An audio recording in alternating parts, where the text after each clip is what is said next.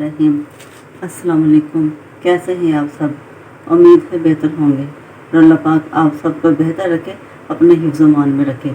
आप सब पर और हमारे पाकिस्तान पर और पूरी दुनिया पर अल्लाह ताला की रहमत हो। दुनिया में जो भी कोई इंसान परेशान है, अल्लाह पाक उसकी परेशानी को दूर करे, और जो बीमार है अल्लाह पाक उनको शफा दे, और अल्लाह पाक हर एक की चाहे दुआएं पूरी।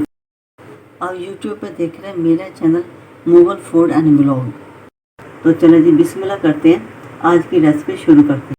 बिस्मिल्लाहिर्रहमानिर्रहीम। अस्सलाम वालेकुम। आज मैं आपके लिए बहुत ज़बरदस्त नुस्खा लेकर आई हूँ। अक्सर हमारे जो बच्चे हैं वो स्कूलों में जाते हैं, कॉलेजेस में जाते हैं, तो बच्चों के सर में जुएँ पड़ जाती हैं।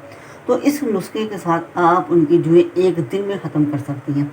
तो ये देखिए, मैंने ये एलोवेरा लिया, इसको मैंने छील कर, ये देखिए पीसेस में मैंने इसको काट लिया। ये अच्छा, अगर बाल है लंबे, बहुत ज़्यादा लंबे बाल है, तो एक पूरा लीव आप ले लें एलोवेरा का, ठीक है। और अगर दरमियाने हैं तो हाफ ले लें, और अगर उससे ज़्यादा छोटे बाल हैं तो थोड़ा सा कम ले लें। और एलोवेरा का सारा छिलका उतार के आपने उसके पीसेस कर लेने हैं, और इसको इसमें डाल देना है मशीन में, जूसर मशीन में ले लें, या फिर क्या कहते हैं जिससे मसाला पीसते हैं वो मशीन ले लें। इसको अच्छी तरह इसको हम पेस्ट तैयार करेंगे।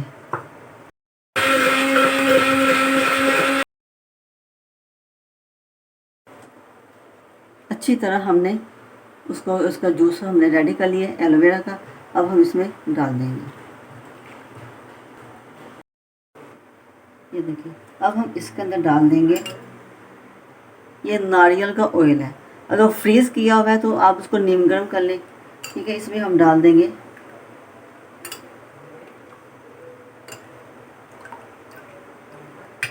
4 टेबलस्पून हमने इसमें नारियल ऑयल डाल दिया। और ये हमारे पास है सरसों का ऑयल।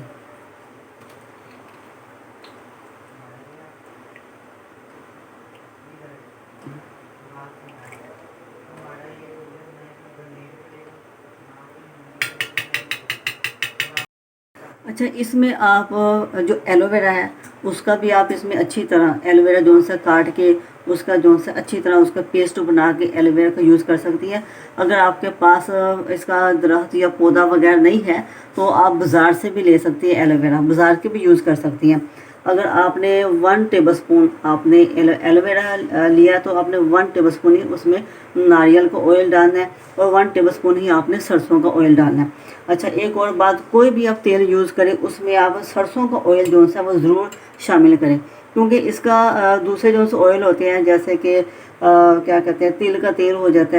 अच्छा, ऑलिव ऑयल जो होता है वो भी गर्म होता है, तो कोई भी जो गर्म तेल आप इस्तेमाल करें उसमें आप सरसों का ऑयल ज़रूर यूज़ करें, क्योंकि ये बैलेंस कर देता है। इस तरह उसका असर जो सा होता है वो बैलेंस हो जाता है, ना ज़्यादा गर्म ना ज़्यादा ठंडा।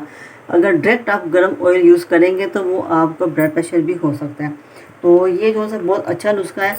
आपने ये जो सा है ऑयल बच्चों के सर पे लगा के उसको आधा घंटा आपने भी छोड़ देना है। उसके बाद आपने फिर क्या करना है, ये बारीक कंघी है, ये आपने पहले बच्चों के सर में अच्छी तरह फेरनी है, ठीक है। उसके बाद फिर आपने ये देखें, ये बाज़ार से मिल जाती है ये कंघी। ये तो है पुरानी है, लेकिन मैंने आपको दिखाने के लिए रखी है कि इससे सारे जो लिखे होती हैं वो भी सारे बच्चों के निकल जाएंगी। तो इसका फ़ायदा ये है कि बाल भी बहुत घने हो जाएंगे, मज़बूत होंगे। इसको हफ्ते में 2 दफ़ा आप इस्तेमाल कर सकते हैं। वैसे अगर रूटीन में नहाने से पहले अगर आप ऑयल लगा के कंघी फेरें तो रूटीन बना ले तो फिर तो जुएँ पड़ती ही नहीं है, लेकिन अक्सर बच्चों को पड़ जाती है, ख़ासकर गर्मियों में।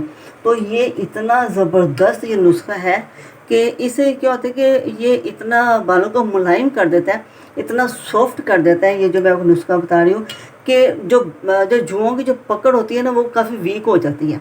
तो आप कंघी उसमें फेरेंगी तो बड़ी आसानी से ये सारी जुएँ सारी लिखें निकल जाएंगी, और बच्चों का सर बिल्कुल साफ़ हो जाएगा। किसी भी कोई भी आजकल मेडिसिन मिल रही है कि ये मेडिसिन खाएं तो जुएँ ख़त्म हो जाएंगी, उनका साइड इफ़ेक्ट भी होता है, लेकिन इसका कोई साइड इफ़ेक्ट नहीं है।